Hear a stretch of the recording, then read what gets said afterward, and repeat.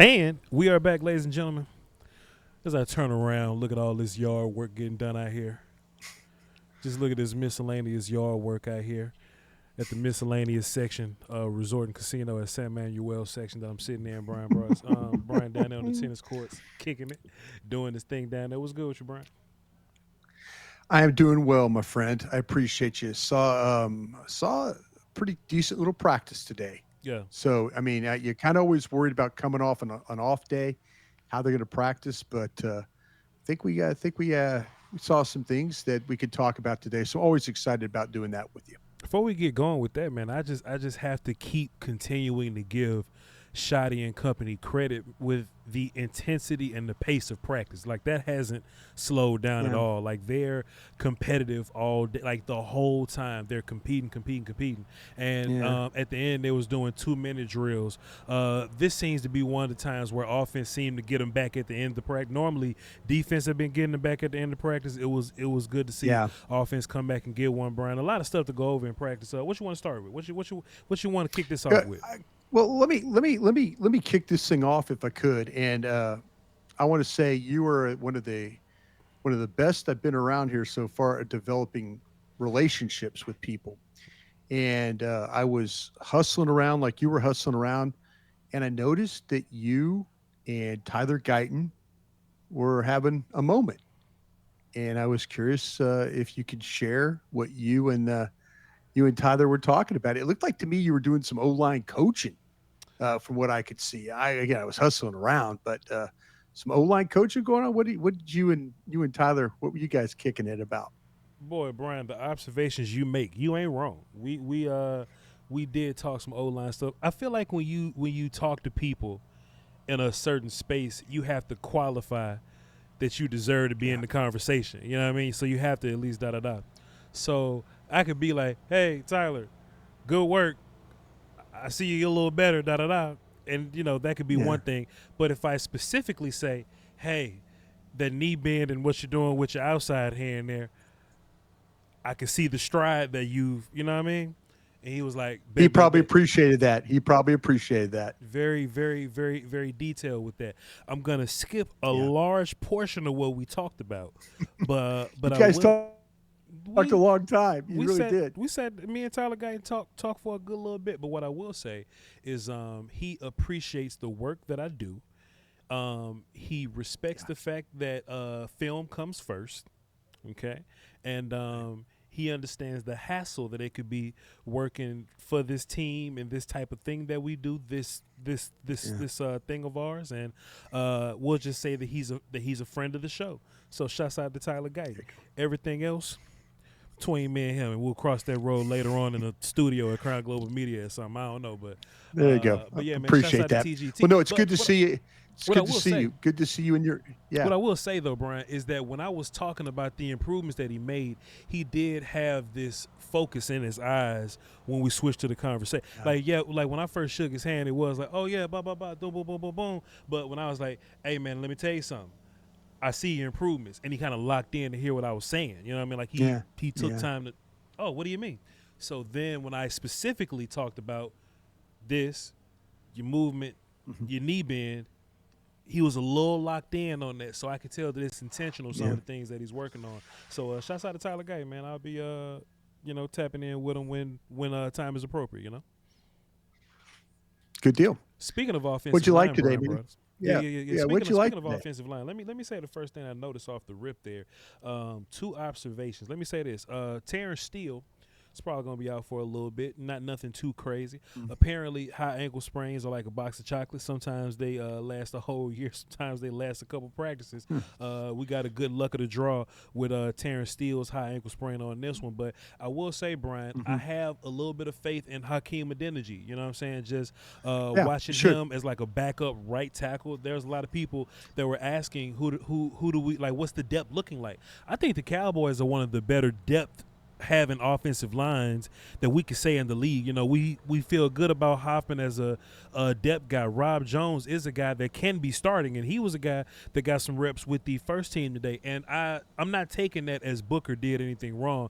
I took that as they just need to get Rob Jones going because they got faith in Rob Jones. I mean, Hoffman was getting some first team reps throughout this whole thing. So I don't take that as any kind of Booker emergency. I just take that as they got a little bit of faith in Rob Jones. But then seeing Hakeem Adeniji, great size on him, some great aggression, great movement, great technique on him. I don't see him fighting for Terrence Steele's job or anything like that. But if anything were to happen when you need a right tackle, Hakeem Adeniji seems like he's good to go.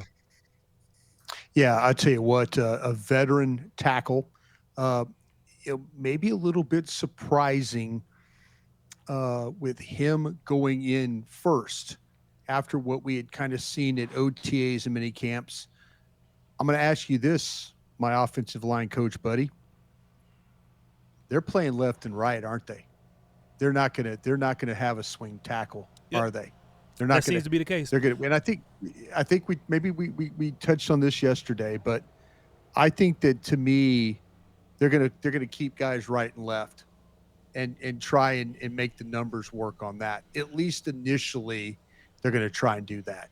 I think Hakeem Adeniji has a firm lock on backup right tackle, not swing tackle, but backup right tackle. Right. And I think right now Nathan Thomas and Austin Richards are competing for backup left tackle. Mind you, another day where Nathan Thomas is the first backup out there. Like with the second team guys, right? This is another day of Nathan Thomas being second team guy. Austin was first, then it was Nathan, then it was Nathan again. In practice 4 is Nathan again. So at first I was like, okay, cool, they taking turns, but you can only see something back to back to back before you start to make a decision. So maybe I need to keep some more eyes on Austin Richards just to like see. Brian, help me with this, Brian. You said that they needed Austin to play tackle, but didn't he prefer to play guard? Like what was that you heard? Yeah, last year, when we had the opportunity to visit with him, players will always say the right thing. Players will always say, hey, wherever they need me, I'll play. But I got the sense of being in that circle that he preferred to play guard over tackle. And there was times last year where he was pretty good playing guard. Yeah. And but then some things out of necessity there where he had to get outside, and they were having some struggles with Guyton, and they were trying to kind of figure some things out. But I think he would prefer to play one of the guard positions as opposed to playing tackle right now. That's interesting, Brian. That's interesting because I don't really know if you got a whole bunch of flexibility to be talking about. I don't want to do X, Y, Z. This seems like an offensive line room where you kind of got to get in where you fit in, and if you want to do something, you kind of got to do what we say you need to be doing. So I hope Austin Richards isn't losing the. I don't want to say losing because I just haven't been seeing, but I'm hoping Austin Richards isn't getting less team 2 work because he's deciding not to want to play tackle.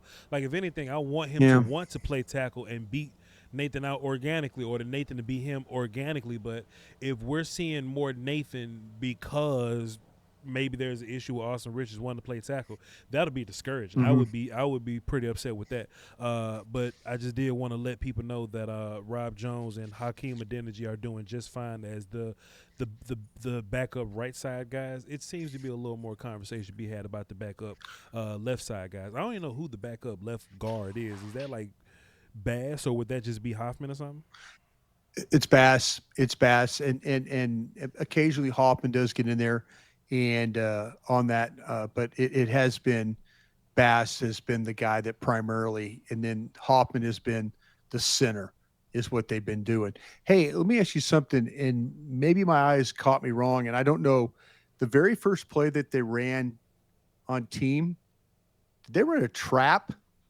Did I see? I don't know if I was up. I was up in the stands, and it looked like they got Rob Jones on a pull, and they got a down. They got a down block. Everybody down blocked, and they got a pull from Rob Jones, and it was kind of a kick out, and then Williams was able, not Williams, but Sanders was able to run up inside. That's the first time I think I've seen that. Because I was thinking down. I mean, you thought pin and pull. Yeah. Kind of a thing, and it was just a straight trap is what it was. So inside game once again. I don't think my eyes deceive me, but I saw it the one time, like it was the first play of team, and because I was thinking, well, who was the trapper on that one? Because I thought it was Booker. Yeah. But that's when I kind of noticed that Jones was playing the guard spot.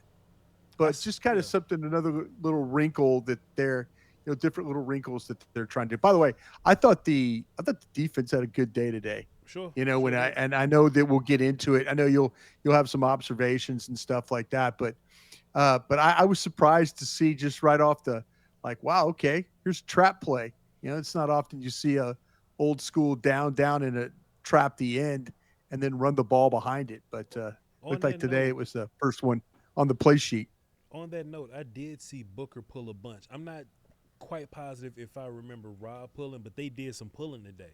I wasn't quite positive if it was counter or if it was power. You like to watch from up high. That couple of counters. Yeah. The counters. They ran counters. The Booker pulls were counters. Yeah. And I don't know if the, and I say it's a trap, and I don't know if they were running counter. They might have been running counter, and just that Sanders hit it inside instead of taking it to the edge. Yeah. He just went ahead and he saw the hole because they got the two down blocks. Sure. And then they got the pull, and maybe he just decided to take it inside. It looked like an old school trap, and I was like, well, all right, Shotty, I appreciate what you're trying to do here. That's definitely something I'm going to keep my eyes on moving forward. As far as the rest of the offense goes, Yeah. And look, man, this is the problem, man. This just happens to be the fight. Luke Schoonmaker made some good plays today. He did. Brevyn Spann Ford just made bigger plays today. He did. Especially the last one. The last one that didn't. Yeah. It just is what it is. Yeah. And if you can harness that frame and that size and that 270 pounds, it's going to be hard for anybody. Luke ain't doing bad. Yeah. He just needs Brevyn to make some mistakes. Brevyn ain't making. He ain't making any. Besides that one fumble, like on the first practice or something. And then Luke came and had like 2 fumbles or something, so it didn't matter. Like, Brevyn, it just evened out. Brevyn ain't making mistakes, and he's not letting this thing go. No. So if anything, I think it's nice that Dak is trusting him because Dak gotta like trust you to do tight window stuff with you. Dak normally throws to guys that's like wide open. Brevyn was a little covered in the back of the end zone, but Brevyn got catch radius. You know what I mean? So he sure was. So that's the thing about Brevyn, and even like GP, Dak has to understand your catch radius in particular, and then he'll get it to you. But it's hard to beat Brevyn when he's making plays like that, man. Man, that was I think that was a pretty one. That happened down. I was up in the stands, as you mentioned, down on my end, and that ball, Milton throwing over the top, and I'm like, when I saw it go up, and I saw who was extending that, when Spann Ford he's got some extension. It's night and day, him catching the football right now, and the confidence that he's showing doing it.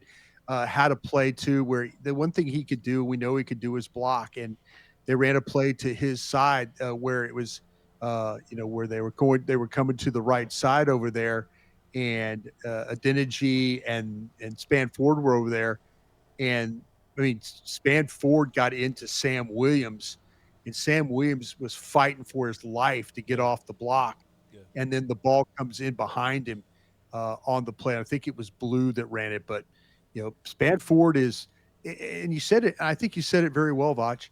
It's not that Schoonmaker's messing things up. Right. It's not at all. It's Spann Ford. Ferguson had to play today. This tight end group as a whole, and I'm saying the 3 that are your primary guys, they're making plays on a daily basis during these practices. Brian, let me ask you something. We always talk about when you're building rosters, you want to limit the redundancies, right? That was one of our catchphrases of the situation there.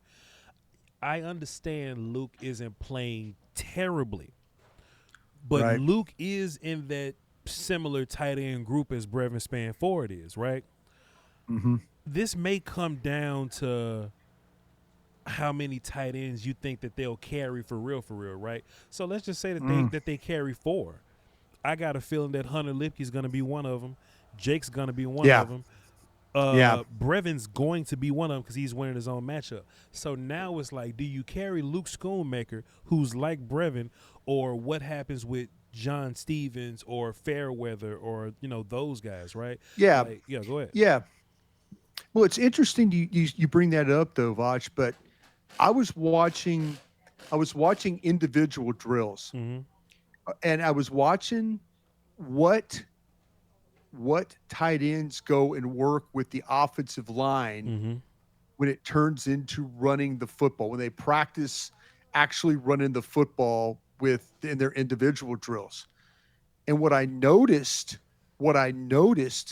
is that you get a situation where Fairweather, Neville, and John Stevens don't go over to the drills. Mm-hmm. And I noticed this a couple of days ago. They weren't going over and running. So it was Schoonmaker, it was Spann Ford, it was Ferguson. Those young guys stay over with, I believe, the assistant tight end coach, and they work on their own drills. Mm-hmm. So they're not going over, at least the one time, and I shouldn't say this as it being every time, Sure. but I was surprised. I was going, wait a minute, why do not all the tight ends go over and work with the offensive line when it comes to the schemes? Mm-hmm.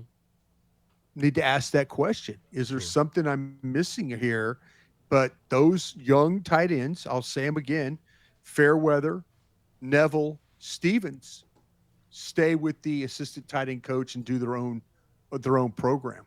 Well, those are the Something guys to keep that an are, eye on. yeah. Those are the guys that are more pass catchers, right? So you think that they view them as like I bigger think so. receivers? Yeah, maybe that's the whole thing. Maybe it's like, listen, we're not going to use these guys, but I have a feeling they're going to play preseason games and they're going to have to block. Sure. They're going to have to run block and stuff like that. But I've never seen it where there's a separation where, okay, all the tight ends usually go over and then are part of working with the offensive line, whether it's the twos, threes, and fours, they're all working together.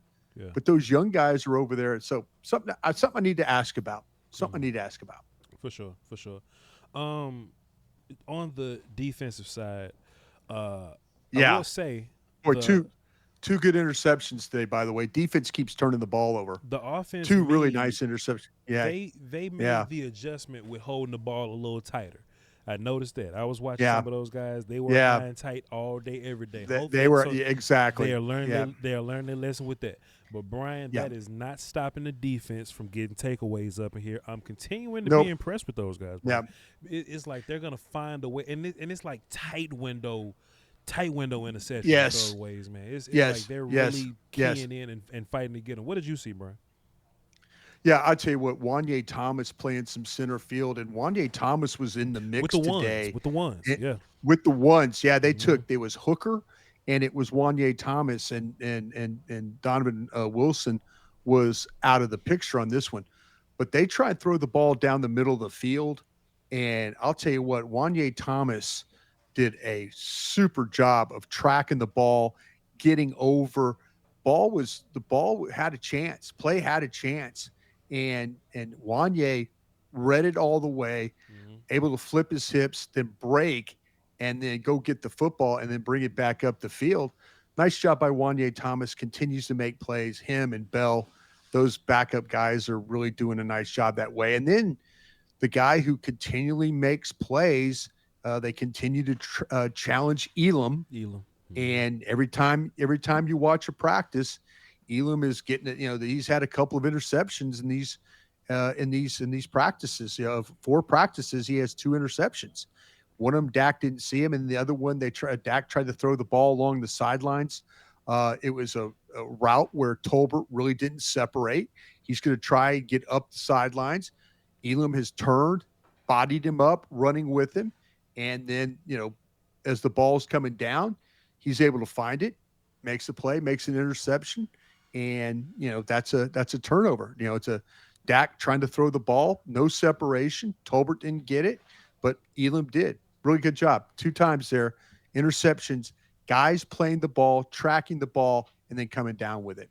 Marquise Bell had a really heads-up play where Joe Milton was kind of scrambling around, and he ran to the sideline, and Marquise Bell didn't give him an inch. He tracked him down to the sideline to make the play. Yeah. And Brian, I'm just I'm just wondering, man. I know, we talk about safety every single year, with the veteran guys versus Right. the young guys. The young guys never stop making plays, but we get to the regular No. season, they tend to roll with the veterans, and it is what it is. Like, is there a world where we see Wanye Marquise Bell kind of stepping in there and pushing for real, for real?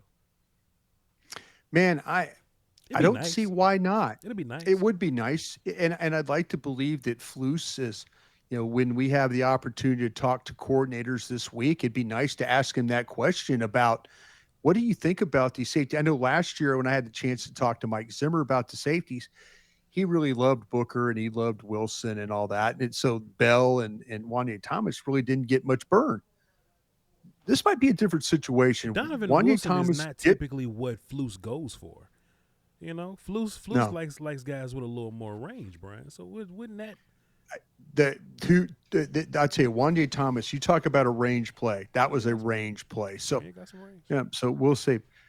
Let me focus in on something. I was noticing something with the defensive line today. With that, uh, Mm-hmm.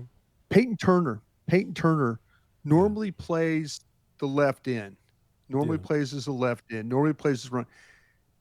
They went to nickel Mm. and they put him in at defensive tackle. Okay. And he was going against Booker. Mm. Booker was running with the twos. I was surprised with Turner how well inside he played with some quickness. Mm. He went arm over. He went arm over on Booker, and Booker was beat. I mean, Mm. he went Booker. Booker tried to set him, missed him, went arm over, and then Turner's in the backfield. I know there were some times where with the Saints that he played a little bit of nickel defensive tackle, Sure. but for a big, long guy like that to be able to show some quickness, arm over, Mm-hmm. you know, Booker just didn't handle it all that well, and there was a pressure by Peyton Turner. And I'll tell you another one I was watching too is this Perion Winfrey.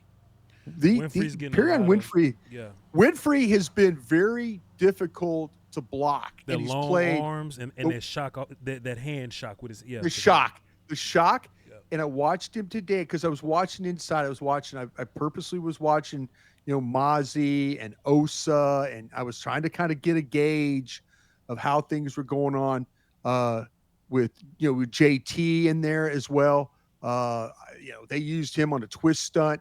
We've seen him being able, like, I'm like, whoa, big fella twist stunt. Him coming all the way around. Usually, they try and make those big guys the penetrators, and somebody else is he's usually the post, and then the looper is somebody like with the other tackle, maybe the three. Yeah. But JT was the looper, and I'll tell you what, man, there was a time where he was able to win upfield and get a pressure. Uh, Ball went out, and he chased the ball back. The guy's got some pretty darn good movement skills there. He really, really does when you watch him play. And will they use the traditional nose? I don't know, but man, I was impressed with Peyton Turner playing in nickel 3 or playing as that nickel inside for a big tall guy, and then Winfrey being super active, super hard to block when he got the opportunities as well to play. I feel like Peyton Turner might be in there, Brian, because Yeah, I think they consider like the second wave of guys as a part of the first team, like the 8 guy yeah, rotation as part of the first team. Because with that second team, right. I noticed. Give me a second. I noticed Tyler Booker having to deal with James Houston a lot. He was beating the hell out of James Houston. Yeah, You know what I'm yeah, saying? Like it wasn't even a yeah, like it wasn't even a thing. And I yeah. was like, I wonder if they're just running out of guys to represent B gap for the second wave of I pass rushes out. Yeah, you might be right about that. I just when I was thinking, okay, who did Turner defeat? Mm-hmm. And I was like, oh, it was Booker. So to me, it was make a note in the sheet about maybe this is something where they might be. I even saw Ernest Brown, and I know people out there going, well, who the hell is Ernest Brown? Well, he was number 51. Getting whooped. Uh, yeah, and he was actually he was pretty active in it. This is a veteran guy. He's listed as a defensive end. Mm-hmm. He's 6'5", he's 308. He's got 4 years in the league. I saw him in B But gap he a lot. was getting, A lot. Yeah. yeah, that's what I'm saying. That's Mm-hmm. what I'm saying. They and you might be absolutely right that they're running out of or just trying to keep as many guys fresh Mm-hmm. as possible in there. But yeah, it's quite a rotation that they're trying to work on right now at that defensive tackle spot. You know, Brian, this whole time we haven't said anything about the linebackers, but I'm not particularly looking for them. Have you seen anything about the linebackers? It's just certain people hitting me up. Clark, yeah, Clark continues to get work in there. Maris Leofau continues to get a lot of work in there. Sanborn. Tomorrow when the pads come on, I think this is when you'll start to notice, 18 and the others, the 35. You'll start to see these linebackers take a little bit more of an active role because of, like I say, when the pads come on, linebackers will kind of thump off or get in position to make tackles. But we'll talk about that tomorrow when we get through that padded practice. But I have noticed Clark. Like I say, I think that Matt Eberflus so far through 4 practices, the fact that Clark, I say, he was a crossroads player. At least I think he's heading on the right path, at least early in this particular camp. Me and Brian Broad is breaking down training camp practice number 4. He's down on the tennis course. I'm up here on the miscellaneous place resort and casino at San Manuel up in their section where I can get the visual of the field there. Brian, pads come on tomorrow. I ain't even got to ask you what we looking for. I know that it's going to be O-line intensive, D-line intensive. What I really want to see, Brian, Maris said something interesting when he was doing the pressers and stuff. He says that he's able to play all 4 spots. And I know it's 3 linebacker spots, but I'm wondering if pass come on tomorrow, will we see Maris do some pass rushy stuff? Like if we get some of those individual edge competition drills, walking down there on edge. Yeah.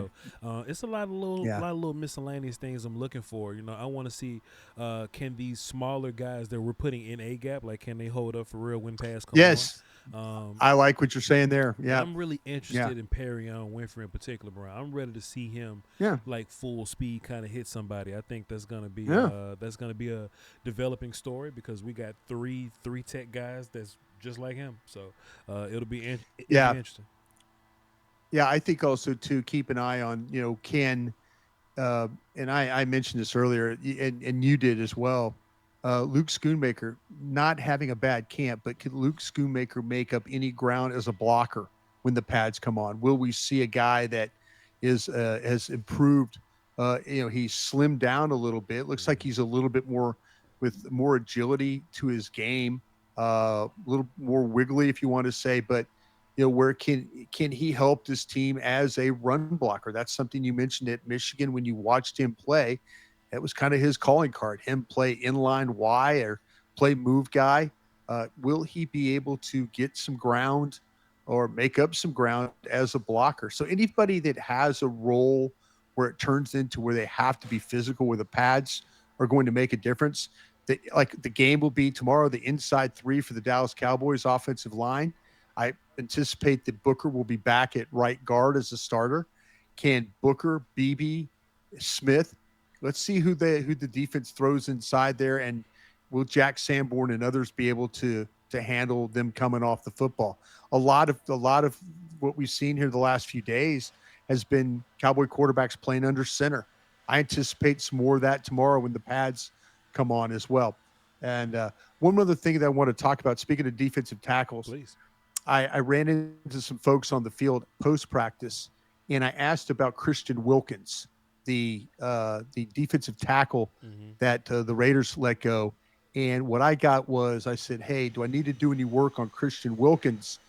And my guy said, no, not at all. He's still hurt. Don't worry about that one. You don't need to do anything. And I'm like, okay. So it doesn't appear to me the attitude that the Cowboys currently have in their front office is Christian Wilkins is a hurt player, and they probably would not do anything with him. Sounds good, Brian Bros. We're going to go ahead and wrap on that note. That's a fantastic note because I know a lot of people are asking about Christian Wilkins. So Yeah. Hey, don't even watch the film. Get on out of there, all right? Me and Brian Yeah, Bros gonna do this that's what I again. said. I asked them, I said, do I need to watch this film? And they're like, nah, Don't worry man, about it. he's hurt. Don't worry about it. Yep. Me and Brian Bros are gonna get 2 more shows on location. Those are gonna be pad practice recaps. They're gonna be fun as hell. I'm Voch Lombardi. Y'all be sure to follow me. I got a lot of film and pictures and videos up. So y'all go over there to my Twitter and have fun with that. And that's BRYN Broadus. Y'all tap in with him. We're gonna get you some updates on Crown Globe. All right, y'all hold it down until next time. Crown.